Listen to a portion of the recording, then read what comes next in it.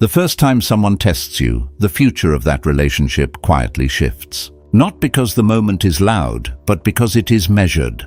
If you have ever felt a comment land slightly wrong, a boundary brushed just enough to unsettle you and then chosen to ignore it, you have already participated in the calibration. These tests are not accidents. They are probes, small, deniable gestures designed to gather information. How much will you tolerate? How quickly will you doubt yourself?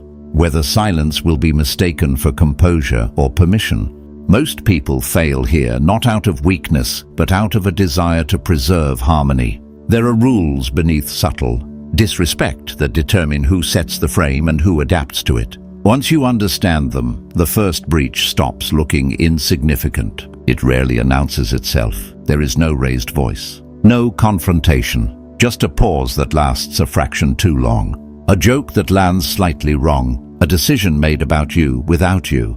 You notice it, but barely, and in that moment, something shifts. The first disrespect almost never feels important enough to name. That is why it works. You replay it later not because it was loud, but because it was ambiguous, deniable, the kind of moment that slips past logic and settles in the body. You wonder if you imagined it, if you are overreacting, if it even matters. But it does. What lingers is not the act, but the unease it leaves behind. A small fracture in how you see the other person, or worse, in how you see yourself. You sense a line was crossed, but it was thin enough that responding feels risky. So you let it go. That is usually the mistake. People are skilled at minimizing early warning signs. Preserving harmony often feels safer than confronting what a moment might imply. So behavior gets explained away. Stress, tone, personality, anything but intent. But the first disrespect is rarely random. It is not about the comment or the gesture. It is about information. Someone is testing boundaries through uncertainty, not force. A probe, not a punch. If there is no resistance, the result is noted. This is what most people miss. Disrespect starts small on purpose. Obvious aggression invites consequences. Subtle disrespect creates self-doubt. It shifts the burden onto you. Now you are the one questioning perception, weighing whether silence is maturity or fear. Silence feels like control. Often it is read as permission. Once a boundary is crossed without consequence, the interaction recalibrates. A new baseline forms. What once felt unacceptable becomes normal. Not because it was resolved, but because it was absorbed. That is why the moment lingers. Your mind knows it was not isolated. It was a signal, the beginning of a pattern before the pattern fully appeared. Here is the unsettling truth. The first disrespect often shapes everything that follows. Relationships, hierarchies, entire dynamics reorganize around moments people decide are too small to address. Power rarely shifts dramatically. It shifts through tolerated breaches. That is why the memory resurfaces. Not to punish you, but to warn you. Something changed there. Most people wait for a second disrespect to validate the first. By then, the ground has already moved. So the question is not why the first disrespect hurts more than it should. The question is why we are taught to ignore the moment that tells us the most. What if the first act of disrespect is not the beginning of a problem, but the moment it reveals everything? There is a law shaping nearly every human interaction, and almost no one names it. It is not written down or formally taught, but it operates beneath conversations, workplaces, friendships, families, and institutions. Once you see it everywhere. This law is not about morality. It is about power, perception, and response. Societies are good at condemning obvious abuse. Scandals, explosions, and visible harm trigger outrage. What goes mostly unexamined are the small, early moments that make those extremes possible. The jokes that slide by, the dismissals that get rationalized, the boundaries that blur so gradually they vanish without protest. Disrespect lives in that early space. Seen clearly, disrespect is not just bad behavior. It is information. It reveals how someone sees you, and just as importantly, how you see yourself. It shows what you will tolerate, what you will excuse, and where your limits actually are, not where you claim them to be. That is why the response matters more than the act. People who are consistently respected tend to respond to early disrespect in ways that look almost unremarkable. They do not explode. They do not explain themselves. They do not escalate. They correct the behavior calmly and immediately. The interaction resets before it can harden. Nothing grows because nothing is fed. Conflict-avoidant people often do the opposite. They smooth things over, laugh it off, tell themselves it is not worth making an issue out of something small. In the moment, this feels mature, tolerant, even generous. But this law does not respond to intention, only to behavior. Excessive tolerance does not signal strength. It signals availability. It tells others that boundaries are flexible or absent. Over time, treatment adjusts accordingly, often without conscious intent. This exposes a belief many people carry without questioning. That tolerance earns respect. That patience will be recognized. That taking the high road eventually pays off. Sometimes this is true morally. It is rarely true structurally. Respect is not created by what you endure. It is created by what you do not allow to continue. This is uncomfortable because it disrupts a flattering self-image. It forces the recognition that endless understanding can quietly teach others to disregard you, that avoiding friction early often produces imbalance later. That harmony built on self-erasure is not harmony at all. The law becomes visible as a pattern. Early behavior sets expectations. Expectations shape treatment. Treatment hardens into structure. People do not usually decide to dominate or dismiss someone outright. They move incrementally, guided by feedback. Every unchallenged violation becomes data. Every silence becomes confirmation.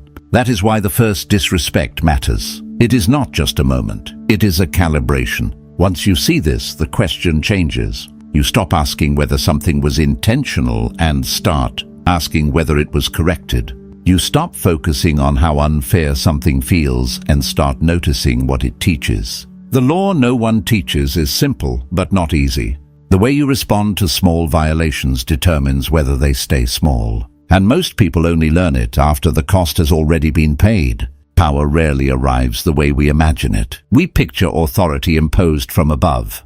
Force, orders, someone, taking control through sheer will. But that is not how power usually begins. That is how it finishes. At the start, power is almost polite. It appears as a small request that should have been optional, a rule that feels unnecessary but harmless, a minor inconvenience framed as reasonable, a moment of disrespect disguised as practicality or tradition. Nothing severe enough to resist, nothing dramatic enough to refuse without seeming difficult. So people comply, not because they agree, but because it feels easier than objecting, because the cost of saying no seems higher than the cost of letting it slide. And in that moment, something subtle happens. Permission is granted. This is how hierarchies form in real life, not through sudden domination, but through gradual conditioning. Each concession reshapes expectations. Each unchallenged violation normalizes the next. Over time, what would once have been unthinkable becomes routine. History shows this pattern clearly. Many of the most damaging systems did not begin with force, but with accommodation. People adjusted to new norms, accepted small humiliations, told themselves it was temporary or that resistance would only make things worse. The system grew not because everyone supported it, but because enough people decided it was not the right moment to push back.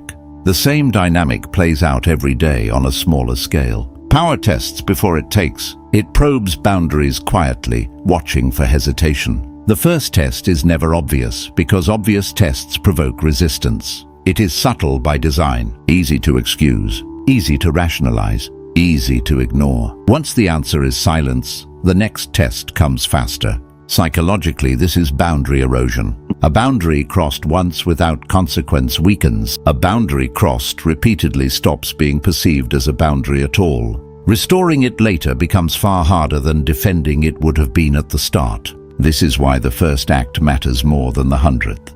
By the time power becomes overt, the groundwork is already laid. Roles are established. Expectations are set. Resistance now feels disruptive instead of reasonable. People often ask why others did not speak up sooner.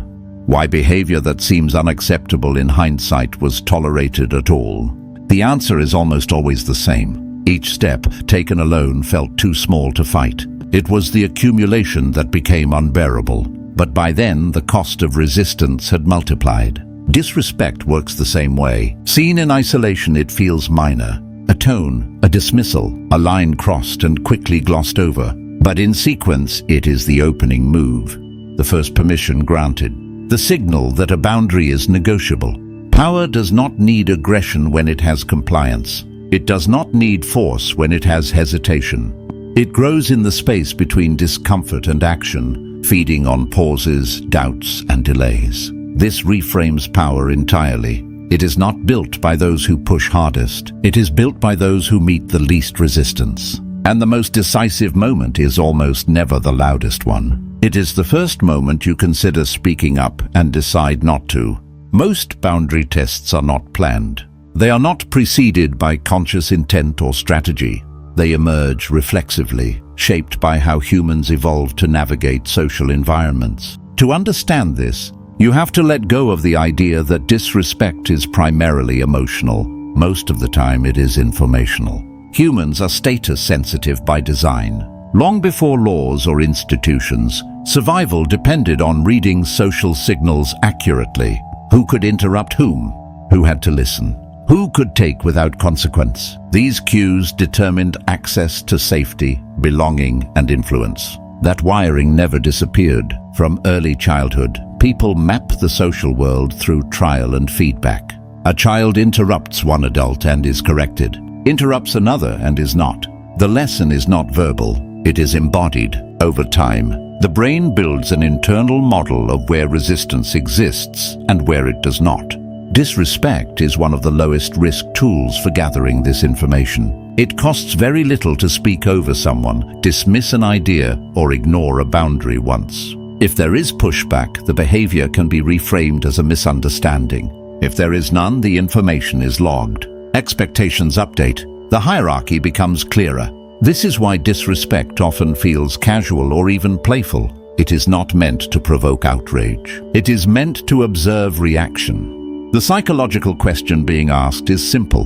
Will there be consequences? People who are empathetic or harmony-oriented are often surprised to find themselves on the receiving end of these tests. They assume disrespect comes from hostility or insecurity. Sometimes it does. More often it comes from probability. Those who value harmony tend to pause. They consider context. They worry about overreacting. These are strengths in cooperative environments. In status testing environments, they can be misread as passivity. This does not make empathetic people weak. It makes them predictable. The boundary tester is not looking to dominate. They are looking for clarity. They are sampling the environment and adjusting based on feedback.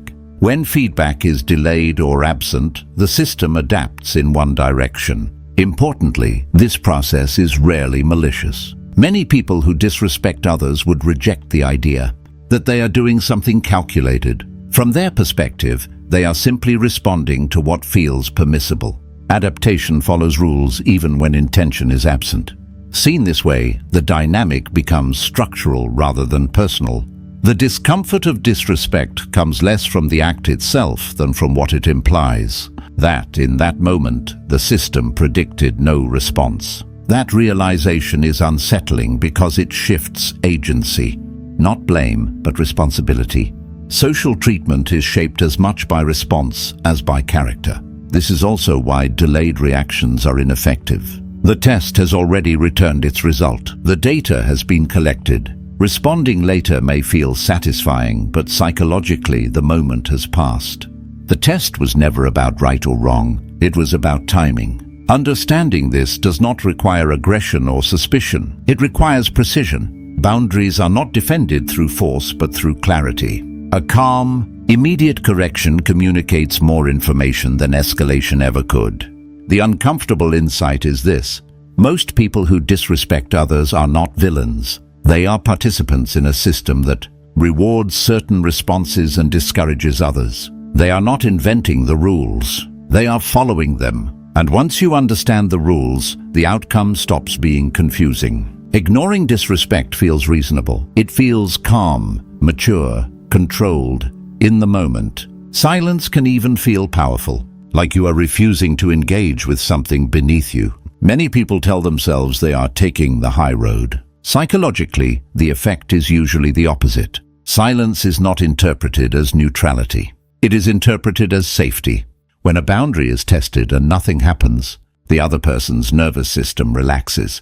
There is no threat, no consequence, no signal to recalibrate. Whatever hesitation existed disappears, replaced by confidence that the line can be crossed again. This is not a moral judgment. It is a feedback loop. The absence of resistance communicates information just as clearly as confrontation does. It tells the other person the cost of repeating the behavior is low. Over time, expectations adjust.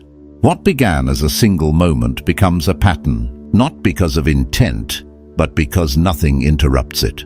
Most people justify silence with explanations that sound reasonable. They didn't mean it. It's not worth the conflict. I'll rise above it. Each of these protects you from discomfort in the moment. None of them protect you from what follows. Intent does not change impact. Even unintentional disrespect teaches the same lesson when it goes unaddressed. Avoiding conflict does not prevent it. It postpones it. Rising above something only works if the other person knows a line exists. What is rarely acknowledged is the internal cost. When you ignore disrespect, your mind does not discard it. It stores it. Each unaddressed moment adds weight. Over time, that weight becomes resentment. Not only toward the other person, but toward yourself. You replay the moment. You imagine what you should have said. The body remembers what the mouth suppressed. This erodes self-trust. You felt something was wrong and overrode it. Do that repeatedly, and your internal signals begin to feel unreliable. Confidence weakens not because others overpower you, but because you keep overriding yourself. The damage compounds quietly. People rarely break over one major offense. They break over many small ones that were never named. When the response finally comes, it looks emotional and disproportionate. Calm boundaries turn into charged confrontations. The clean moment for correction has passed. This is the paradox. Ignoring disrespect does not make it disappear. It gives it space to grow. Silence teaches others what they can do. It also teaches you what you will tolerate. Over time, that lesson reshapes your sense of self in ways that are difficult to undo. The cost of addressing disrespect early is discomfort. The cost of ignoring it is internal corrosion. Most people choose silence because the price feels smaller. They learn later it was only deferred. The pattern does not stop at the individual level. Once you understand how disrespect works between two people, it becomes impossible not to see the same mechanism operating at scale. The psychology does not change. Only the reach does. Large systems rarely control populations through sudden force. They condition them, slowly, incrementally, using the same logic as a boundary test, repeated over time. It begins with small indignities, minor changes framed as temporary. Language softened to reduce friction. Standards adjusted slightly, then adjusted again. Each step small enough to rationalize, each one asking the same silent question. Will there be consequences? When there are none, the next step follows. This is how normalization works. Not through persuasion alone, but through exposure. What once felt intrusive becomes familiar. What once provoked resistance fades into background noise. People adapt not because they agree, but because adaptation feels easier than constant objection. Language plays a critical role.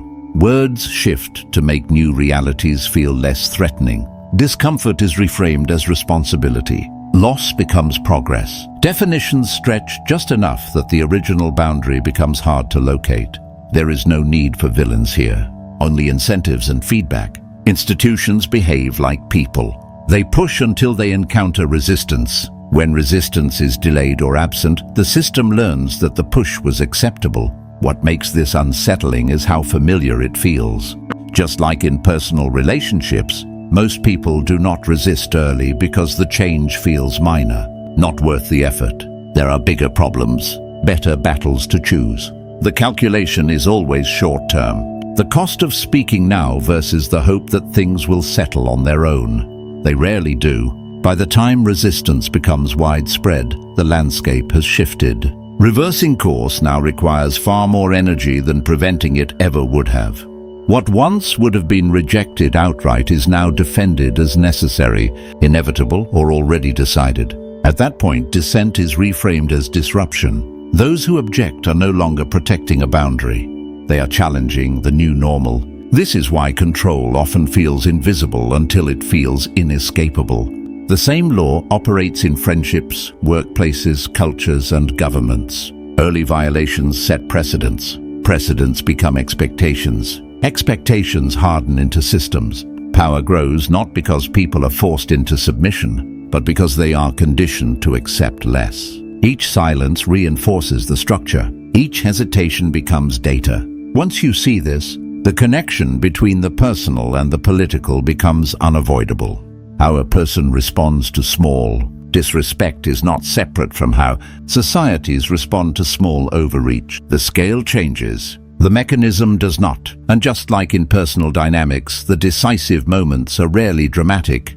They are quiet. A slight shift out of alignment that people tell themselves is not worth addressing. That is how control takes root. Not through a single act, but through 1,000 small permissions granted over time. The deepest damage of repeated disrespect does not come from the outside. It comes from the moment you notice it, feel it, and choose to step past it. At first, the choice feels harmless. A pause, a swallowed response, a decision to keep the peace. You tell yourself you're being reasonable, mature. That avoiding friction is the wiser move, but something begins to fracture. Self-respect is not lost because others cross your boundaries. It erodes because you stop honoring them yourself.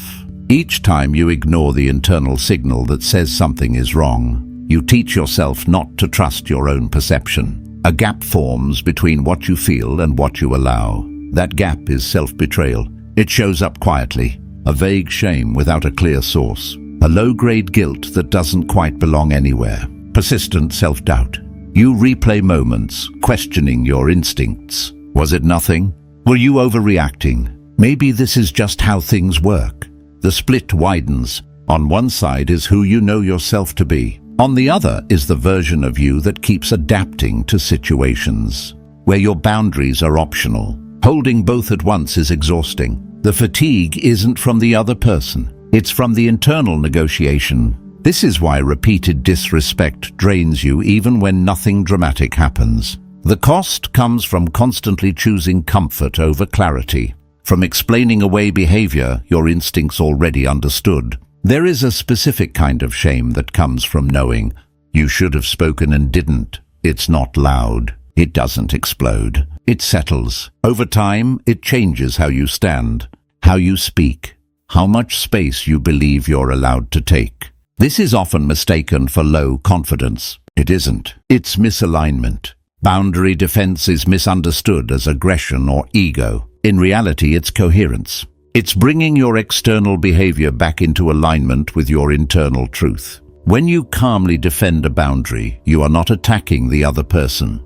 You are acknowledging yourself. You are saying your perception matters enough to act on, that your discomfort is information, not something to smooth over. This is where dignity lives, not in dominance, not in winning, but in refusing to abandon yourself for temporary ease. The cost of self-betrayal is not paid all at once. It accumulates quietly, until one day you feel disconnected from yourself and don't know why. The way back does not begin with confrontation. It begins with honesty, with recognizing the moments you went quiet when you shouldn't have, and understanding that defending a boundary is not rejecting others. It is refusing to reject yourself. There is real relief in understanding this. If power only came from aggression, then defending yourself would require becoming someone you're not. Loud, confrontational, always braced for conflict. But that is not how these dynamics actually work. The most effective responses are rarely dramatic. A boundary stated early does not need volume. It does not need explanation. It does not need justification. In fact, the less it carries, the clearer it becomes. Minimal language signals certainty. It says the line exists and is not up for discussion. A calm correction communicates more than an emotional reaction ever could. It removes ambiguity. There is no tension because there is no negotiation. Timing matters more than intensity. The first response carries disproportionate weight because it arrives before the dynamic hardens. It sets expectations before patterns form. Once roles settle, changing them requires far more effort and often invites resistance. Early clarity prevents escalation entirely. This is why people who appear effortlessly respected often seem unbothered. They are not tolerating more, they are correcting sooner. The interaction never reaches the stage where resentment or power struggles are necessary. There is also something stabilizing about this. Clear boundaries simplify relationships. Less guessing, less emotional labor, less reading between the lines. Uncertainty fades, and with it, unnecessary tension. Everyone knows where things stand. This part is often missed. Boundaries are not just protective. They are relational. They make trust possible because expectations are visible. Respect becomes the baseline, not because it is demanded, but because it is established early. This does not require dominance. It does not require posturing. It requires presence, the ability to respond in the moment without freezing or overthinking. The willingness to treat small moments as meaningful without turning them into drama. A single grounded response can permanently shift a dynamic. Not through fear, but through clarity. The system recalibrates. The test returns a different result. Often that is the end of it. This is why the law is not oppressive. It is stabilizing. It reduces conflict instead of creating it. It prevents small violations from growing into large ones. It allows interaction without constant renegotiation of power. Once you see this, the fear around boundaries begins to fade. The fallout you imagined rarely happens. Most people adjust. Some drift away. Both outcomes restore alignment. The quiet power of the first response is not about controlling others. It's about returning something to yourself. Coherence, self-trust, ease. Power in this form does not feel heavy. It feels settled. This law creates resistance because it asks for something most people were trained to avoid. It asks you to release comforting stories. That patience will be rewarded. That harmony is maintained by staying quiet. That being liked is the same as being respected. For many, these ideas are not just beliefs.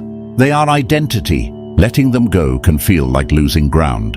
There is fear underneath that resistance. Fear of being seen as cold or difficult or overly serious. Fear that speaking up will make things awkward. Fear that relationships will fracture if you stop absorbing discomfort on behalf of others. None of that is irrational. These are social instincts doing what they evolved to do. Avoid exclusion. Preserve belonging. Setting a boundary can feel like stepping toward the edge. This is where the reframing matters. Boundaries are not weapons. They are filters. Responding clearly to early disrespect does not create conflict. It reveals it. It brings into the open what was already there but unspoken. The discomfort that follows is not new tension. It is existing tension becoming visible. People who respect you adjust without drama. Sometimes they even welcome the clarity. The relationship stabilizes.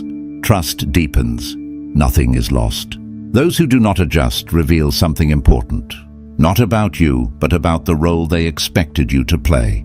Letting those dynamics fall away can hurt, but it is also clarifying. It shows you which connections depended on your silence rather than mutual regard. This is why the law feels uncomfortable. It removes illusion. It prevents you from hiding behind tolerance. It forces an honest look at which relationships were held together by alignment and which were held together by self-erasure. The discomfort is temporary. The clarity lasts. Many people avoid this moment because they fear confrontation. What they are really avoiding is information. On some level, they know that responding differently will change the relationship. They are right, but change is not the same as destruction. The law does not ask you to become harsh or defensive. It asks you to become honest, to let internal boundaries exist in the external world, to stop managing other people's comfort at the expense of your own alignment. Without this law, power dynamics stay hidden. Resentment builds. Self-trust erodes quietly.